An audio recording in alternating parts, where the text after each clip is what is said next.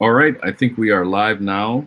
Thank you for joining us. We're hoping every Friday to have a summary of the Derek Chauvin trial with some of our local attorneys that many of you are aware of. Right now we have Jordan Kushner, a local attorney that many of you are aware. I'll have him introduce himself briefly. I think Mary will also be joining us, former public defender at the Hennepin County. She's been doing also a lot of analysis on the trial as well. So without further ado, Jordan, if you want to just maybe briefly introduce yourself, and then any thoughts or ideas or just a summary of kind of this first week and what is anticipated, I guess, in the weeks to come. Sure. My name is Jordan Kushner, and I'm a criminal defense and civil rights attorney in Minneapolis. And but what I would say about the trial, what is really unique and I think unprecedented is that you have a murder by police that was better documented than probably any act of police brutality in history, because not only do you have videos, not only do you have many different videos that clearly depict what's happened between the bystanders and the body cameras, surveillance videos. You also have it was witnessed by so many people, and you have such compelling testimony, and it's obviously really heartbreaking to hear what people went through by having to witness this, and of course what happened to George Floyd. But I guess these were a group of cops that were brazen enough and entitled enough in their minds to think that they could do this with dozens of people watching, and they all got to see what happened, and it's all backed up, and what they saw is all backed up by video. So so they're kind of I think they're on the merits here. Derek Chauvin is really trapped. He has, if there's just video, maybe you could try and put some kind of a different spin on it. If it was eyewitnesses, maybe you could try and say that they were biased. But here you have eyewitnesses and you have video that they both back each other up, and there's just so much of it. So I think it's again, it's heartbreaking to hear about what's happened. It's hard to, I think most people I talk to find it really hard to watch because it's really painful. But it's a case where the truth is really able to come out. Now, whether this is going to lead to justice, I guess that's what everyone's guess is here right now. When you have such overwhelming evidence, is the jury going to end up being convinced? And I guess I think that the defense tactics, obviously we're biased, but they seem ineffective. And it's hard to believe that they're going to move the jury. I mean, the defense lawyer first talked about the cops having to deal with an angry mob. It's obviously not an angry mob. It was a group of people who were witnessing a murder, a slow murder right in front of their very eyes. And not one of them acted violently. They acted the way you would expect a human being to act in that situation. So that's not going to work. And of course, that has nothing to do with the kind of force that was used. If the police were afraid of the bystanders, then they should have acted appropriately. So I don't see how that's going to work on the jury. The other then of course, the defense attorney also claimed that the officer didn't actually have his knee on George Floyd's neck, but it's obvious on the video that that's exactly what he did. So I don't know why he thought that would stand up. And the last area, which I guess is really where the dispute is going to be, is what caused George Floyd's deaths. And they're going to argue that he died from an overdose of drugs and other health problems, relating to heart condition and what have you. And it wasn't really anything Derek Chauvin did that killed him. And there's a difference between having something to argue about and having it be a meritorious defense. And so What they've got to work with here is the Hennepin County medical examiner. It appears that he was partial towards the police, and the county attorney under Mike Freeman was very sloppy at the beginning, the way they went about interviewing the medical examiner, almost as if they were trying to develop evidence for the defense. But in the at the end, the medical examiner still ruled it was a homicide, and just because someone has health problems doesn't mean that or if they're under the influence of drugs doesn't mean that you can't kill them. There doesn't appear to be evidence that he died of a drug overdose. He died of the effect of the compression on his neck, and he might have been more vulnerable because of his health problems. But the question is whether Chauvin's actions were a substantial cause of George Floyd's death. And I guess that's probably what we're going to be seeing in the next week or the week after, however long the trial goes. Is there'll be the expert testimony. There'll be the Hennepin County medical examiner. There'll be the medical examiner that the family hired, or apparently they hired 2 medical examiners, and don't know what other scientific experts they have, but obviously the state has put a tremendous amount of resources into the case, and I think they're going to probably present all the scientific evidence to make their case about the cause of George Floyd's death.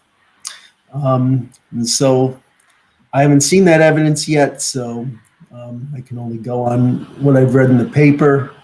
But it doesn't seem credible that they can make a case that he died from anything else but the excessive force that was used. And as far as I think people I hear from are just really frustrated by the defense tactics to try and blame George Floyd, blame the victim, blame the crowd, and we'll see. But can't really. I didn't get to see none of us got to see the jurors when they were speaking. I don't think we have a real great sense of the jurors. They're not political activists, but on the other hand, I don't think it's a Rodney King jury. There isn't any indication that they're going to be susceptible to really kind of prejudicial type of arguments by the defense. I haven't seen a jury in Hennepin County that has this many people of color on it. And of course, that doesn't guarantee that they're going to be good jurors, but there's there's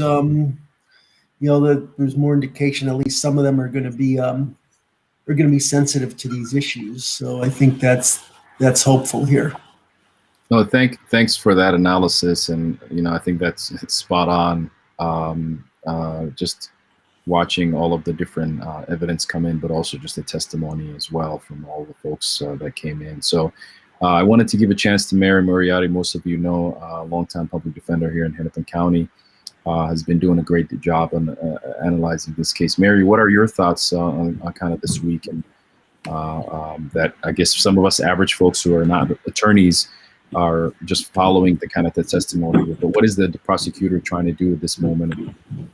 What are we expecting now and also in the coming weeks?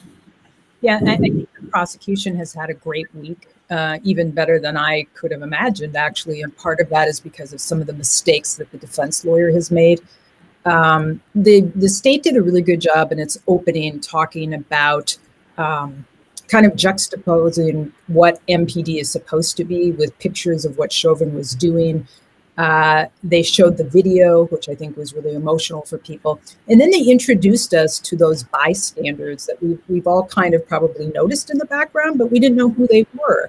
And we met all of them. And 4 of them were juveniles at the time. But one thing they all had in common was that they just happened to be there on Memorial Day. And they unfortunately observed the police killing a man. And it's had a traumatic impact on them to the point of feeling a lot of guilt. One of the points that I think was a great mistake by the defense is there's a cardinal rule in defense that you never ask a question to which you don't know the answer.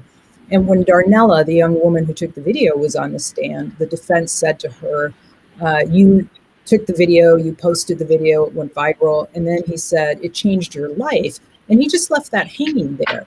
And I don't know if he thought that this has made her a celebrity, but it left the door wide open for the state to ask Darnella, how has this changed your life?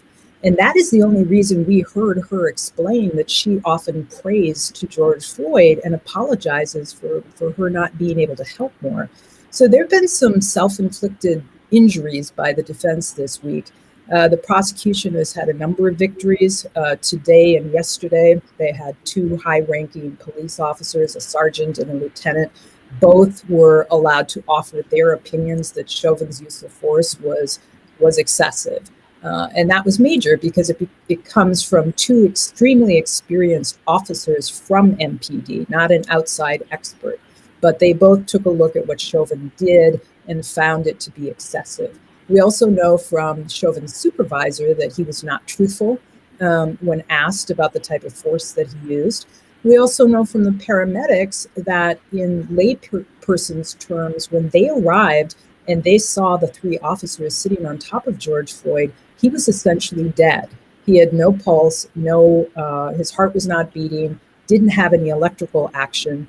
Everything that they did and what they did at the hospital was to try to resuscitate him. And so you've got three cops on top of a man who is essentially already dead. And so I think that that's going to hurt the state's argument about causation, because they are trying to argue that it is accidental overdose.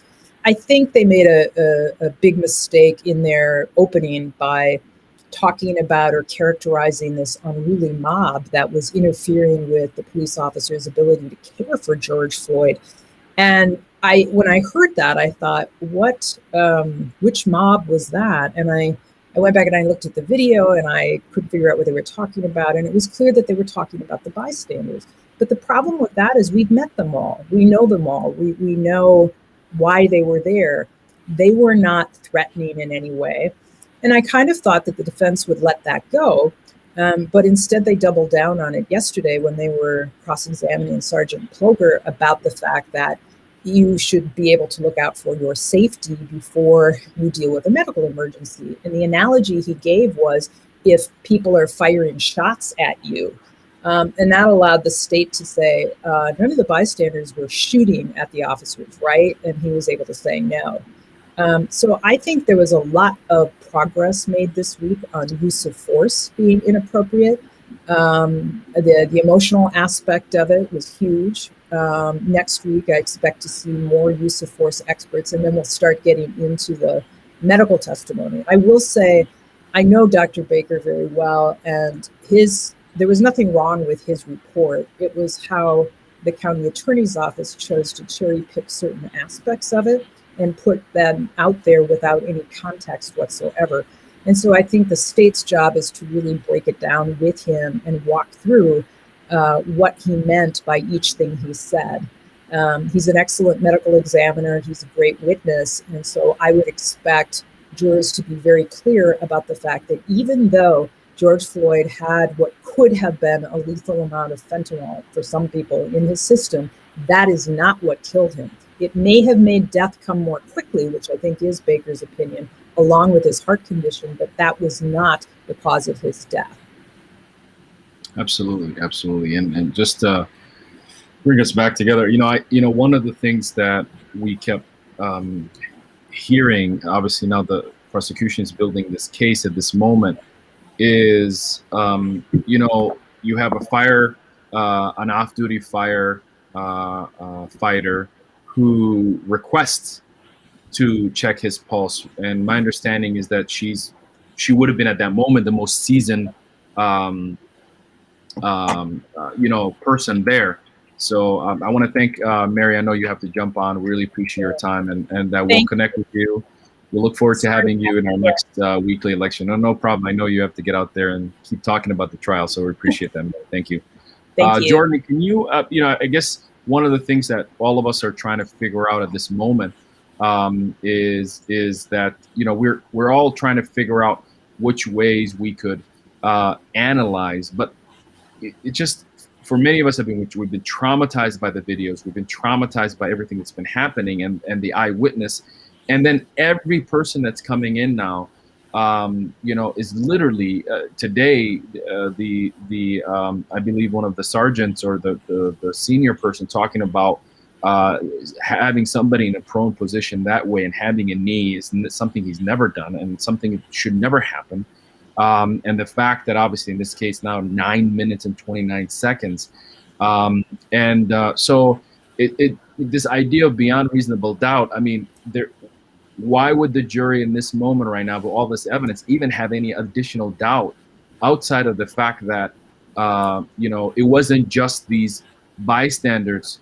It wasn't just the video that we saw, but we have medical experts who came to the scene who now we know from the fire, the off-duty fighter woman who I don't remember her name, but she talked about how she wanted to step in. She was denied.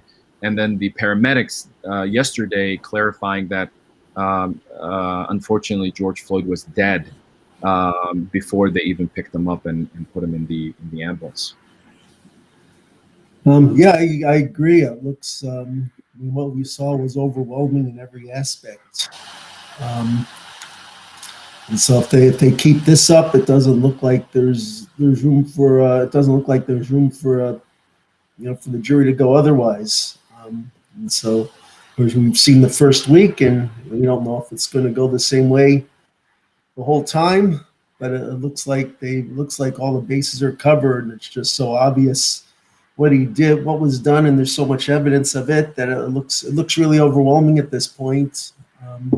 That there's going to be the second degree murder versus the third degree murder. I frankly thought it was a tactical error for the prosecution to try and put the third degree murder in there, because it gives the jury the opportunity to compromise.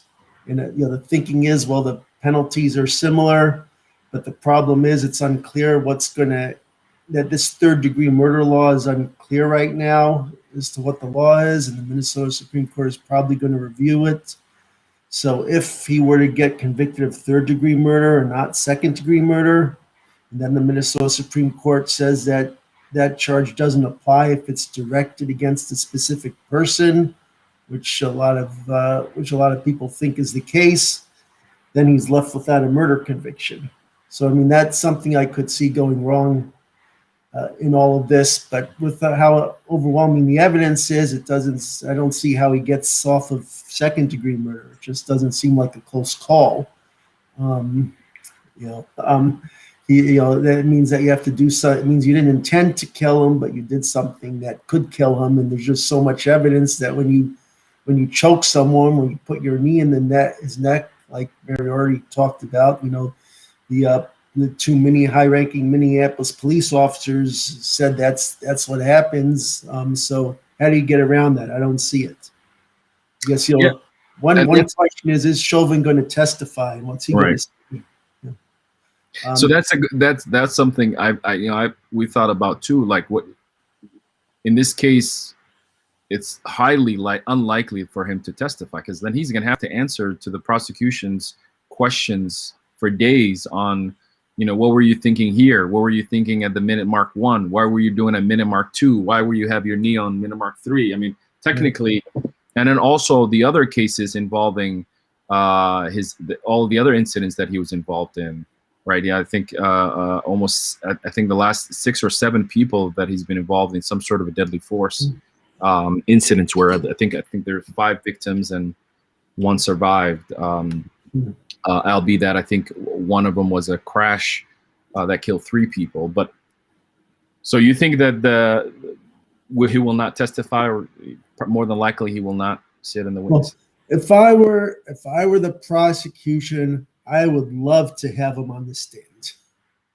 Right. I think the defense is probably going to realize that, because what I would do is I would play that video and I would stop it every 10 seconds and have him explain each time why he still had his knee on George Floyd's neck. And Maybe he might have an explanation the first 3 times, but I don't see how he can have an explanation after the first minute, the second minute, the third minute, the fourth minute, up to the ninth minute. Right.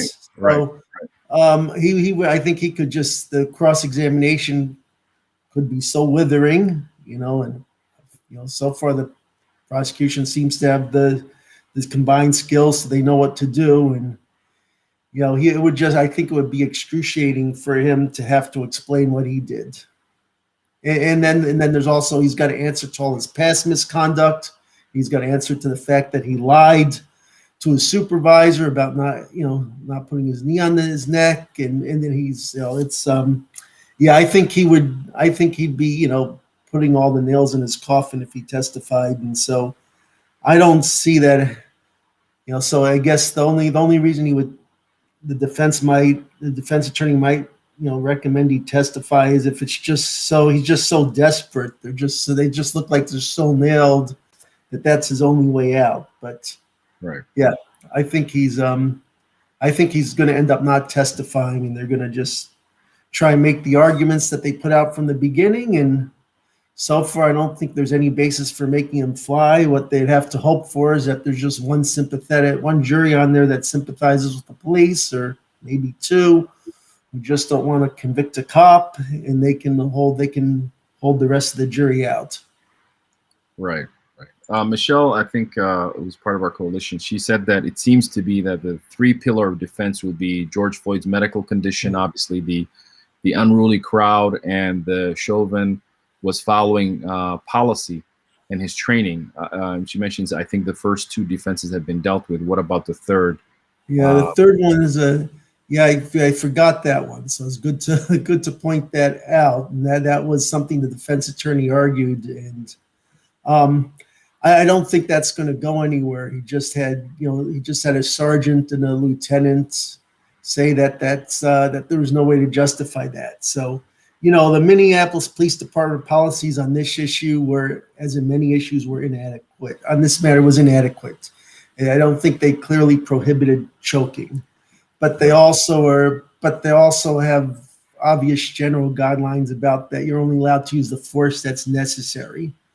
And again, this is no person could look at this and decide that this was necessary. Absolutely. And the one thing that just, the video evidence of George Floyd not resisting, he pleading for his life from the moment they walked up to him. I just can't imagine any jury of any background coming up with anything less than all guilty. So do you think that crazy? I mean, he was a disturbed person. He was ill, and any kind of person with half decency would say, okay, let's get him some help. Maybe take him to get some paramedics and take him to detox. I mean, he was not a threat in any way. So, the whole development where you had from the beginning, where you had that officer kind of approach him at gunpoint for, maybe passing a fake $20 bill, which we didn't even know was his. And, there was nothing justified about this from the beginning. And yeah, I mean, obviously what was done was purely sadistic. No purpose whatsoever. And then Michelle mentioned this, that he did this to 6 other people, and never been disciplined. So this was somebody who, well, not just somebody, this is the entire department that hasn't really been holding the end of the bargain when it comes to police accountability. The Minneapolis, civilian, or whatever, the police review, which is 8-year history, out of the 3,000, I think 200 plus citizen complaints, only 20 have actually resulted in discipline. It's just absolutely ridiculous. And I've shared this with other folks, but I know countless number of people who've had police brutality cases and have never really reported to anybody because they feared that the police would come down on them even harder. against them and their families. And the prosecution just announced that they're not putting the police department on trial, and I think that's hopefully this the conviction is going to become obvious. I mean, it obviously is warranted.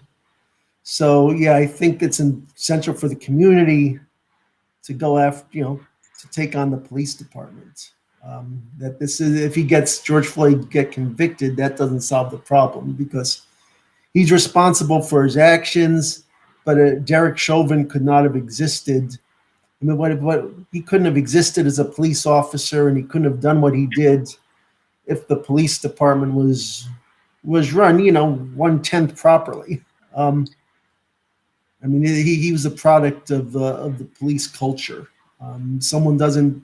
I mean, he had three other officers who helped him out and he enabled what he did.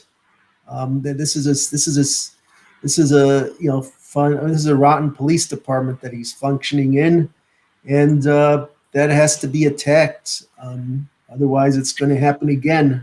Unfortunately, this isn't the first terrible police action that the Minneapolis police have done. Right. And so everyone gets the outrage, and this time looks like someone might even be punished, but that doesn't do the trick. I think you need some. Obviously, I know that CARE and all the other groups involved are pushing for change, and right. that needs to be at the forefront. Yeah, because nothing really has happened in Minneapolis or in Minnesota to this date that would be in any way an indication that we're moving to a direction where police officers can actually be held accountable. And the sad reality is that most of the people still think that these are isolated incidents. Minneapolis banned warrior training, but then Bob Kroll and the Federation offered it. I mean, think about this, like that they don't want accountability. They don't want accountability. They don't want transparency, and they don't want to change the culture of showing up in our communities like warriors and not peacekeepers.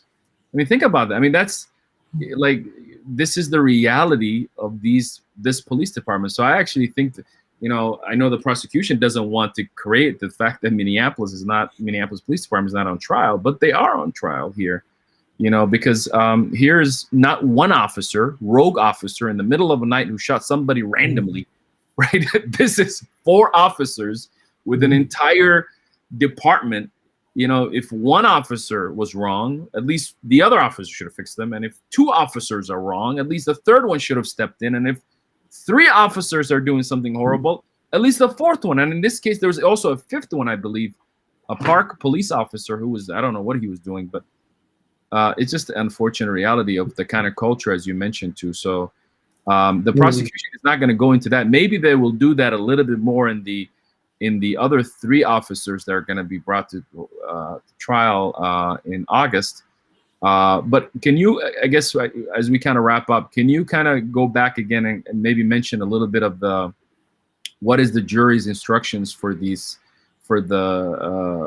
degrees of the 3 charges, and how will this evidence play out for that, or at least so far some of the stuff? Can you kind of maybe break that down in layman's term for folks? Well, the first, I didn't come in having that. That's fine. Whatever. Yeah. I can get that here. So the top charge is second degree unintentional murder, and so there's second degree, and first degree murder is premeditated murder that you planned ahead of time. And then there's also other kinds of first degree murder that wouldn't apply. They didn't charge him with first degree murder.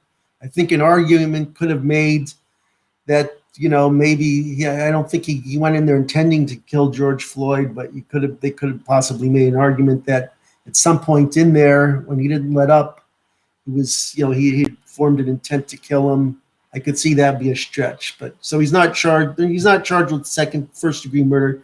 He's charged with second degree murder. And so there's actually 2 different kinds, mainly, of second degree murder. one is carries a higher sentence, and that's intentional second degree murder, which he's not charged with either. And that's where you do something that's that's going to cause cause someone's death. That the intention is to cause someone's death. And so, if you shoot someone at close range, that's almost always going to be intentional second degree. That's going to usually be intentional second degree murder. He's not charged with that, though. And again, an argument could have been made for that. I think a real strong argument that be that he's got to have known from his training that choking someone can kill them, and to do it for such a long time, that seems like an intentional act. But he's not charged with that either. So the next one he's charged with, the most serious one is second degree unintentional murder, which means that he didn't actually intend to cause his death, but he was intentionally inflicting bodily harm,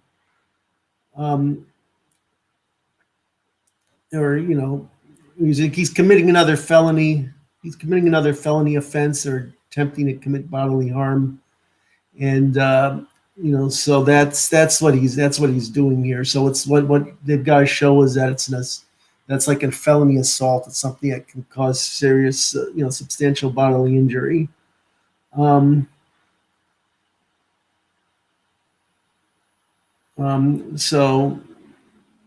and I'm just checking the statute here to make sure I have this.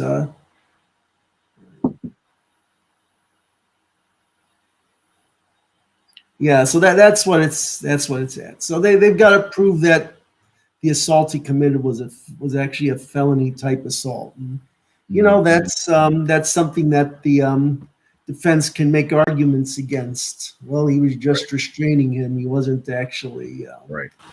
And so, what was what he did? Did it arise to the level of a felony assault? There is a crime called assault by strangulation. So it could be that kind of assault.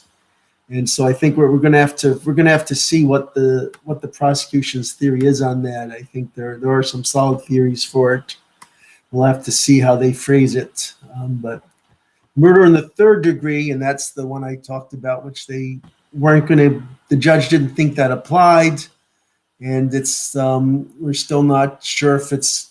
Even though the Minnesota Court of Appeals recently decided that it applied if it's just directed against one person, it's still probably going to go up to the Minnesota Supreme Court, and there was like a split decision on that. So that's where you don't intend to cause death, but you can do an act that's eminently dangerous to others and evincing a depraved mind without regard for human life. And so yeah, that seems like something that really fits. But the problem is that law has been interpreted so that it doesn't. It's been interpreted in some cases that it doesn't count if it's actually directed against a person, because that's not depraved. That's like dangerous to others in general. It's something directed at one person. So the jury's out on that, so to speak. Whether this is going to stand up or not. So if it's if the Supreme Court doesn't review the Mohammed Noor case, or they decide that Mohammed Noor did commit third-degree murder, then Chauvin probably did it also. That'll be taken up on appeal if he gets convicted of that. I think that's something that the jury, based on the instructions they're going to get, can clearly convict Chauvin of that, because it would apply based on the instructions the jury is going to get. The last, both second-degree murder and unintentional third-degree murder carry, under the sentencing guidelines, presumptive sentences of about 12 and a half years, give or take a number of months. The judge has some discretion. I think the prosecution announced that they were going to ask for an upward sentencing departure, try and get him more time if he gets convicted of either charge. The max is 25 degrees, I think, for second degree murder, and 40 for second degree, 25 for third degree. So I'm not sure if they're going to go for more or not, but that's, there's a potential for a higher sentence. The last one is second degree manslaughter. and that's where the person has what's called culpable negligence that creates an unreasonable risk. And they consciously take the chances of causing death. And so that culpable negligence means not just that you're careless, but you're doing something that, you know, it's just obvious that you shouldn't be doing. And so that's something that would again that looks like pretty clear cut here. You know, the maximum penalty for second-degree manslaughter is 10 years, and if you have no criminal record, the sentencing guidelines usually call for a sentence of about 4 years. So, you know, that I don't think the community would be satisfied if he just got second-degree manslaughter, because it wouldn't seem like the penalty wouldn't fit the crime. Absolutely. Well, I don't see any more questions, Jordan. I really appreciate your time. Mary joined us a little early for some of you. I wanted to, I think we just put up a link right now. We do have those 8 bills that I think all of you could, if you're interested in helping out with organizing your local community to get around to these. We need to, right now in the state of Minnesota, to pass actual some measures that can have some impact. And so you can take the action right now. As you can see it here, we have over so far right now 738 people that have taken this action, letting their state legislators. The bills are right in front of you. Ending statute of limitation for lawsuits for wrongful death caused by police. Civilian oversight strengthened. Ending police only respond to mental health crisis. Ending qualified immunity. Independent investigative body and prosecutor body for police critical incidents. Ending prosecution of reporting police misconduct. This is a bill to intimidate anyone who wants to bring forth cases. Obviously, ending no-knock warrant, and then requiring police to carry insurance liability, and then requiring body-worn camera footage to be allowed for families to have access to that within at least 48 hours, and I think in 90 days. So these are the bills. Once you're here on this site, and I just put the link on the chat there, you fill out your information, you learn about your state representative and senator, and then you can email them, and there's an email with some body language that we already created for you, but you can customize it. And then we'll follow up with you to let you know some next actions and opportunities. But I encourage all of you to do that. If you haven't done it, ask your local group to do that as well. And so this is one way to continue the effort.